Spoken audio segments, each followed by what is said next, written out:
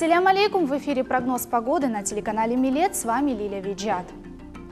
В Арктике рекордно потеплело, изменение климата уверенно взяло курс на Северный полюс.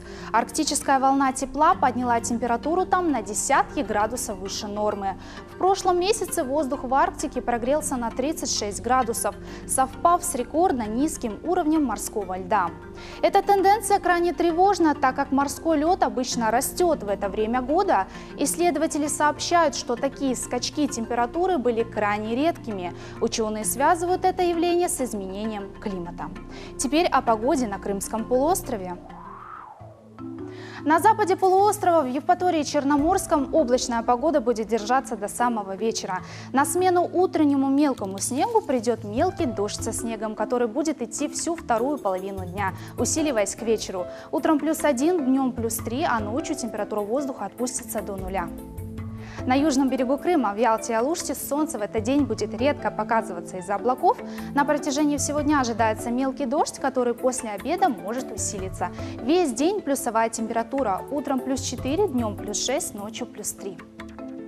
На востоке Крыма, в Феодосии, Керчи, Судаке на протяжении всего дня небо будет покрыто облаками. Осадков не прогнозируется. Утром +2, днем +3, ночью +1.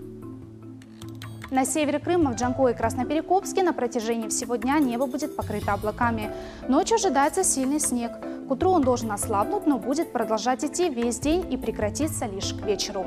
Утром температура воздуха -1, днем +1, ночью опустится до 0. В Севастополе на протяжении всего дня погода будет пасмурной. Днем ожидается дождь, которым вечером на смену придет сильный дождь со снегом. Утром +2, днем до +4, ночью -1. В центре полуострова и в столице Симферополе на протяжении всего дня будет стоять облачная погода. Утром ожидается сильный снег, который будет идти до конца дня, постепенно теряя силу. Утром -1, днем до +2, ночью -2. Несмотря на неожиданно высокие градусы в Крыму, одевайтесь теплее и будьте с нами.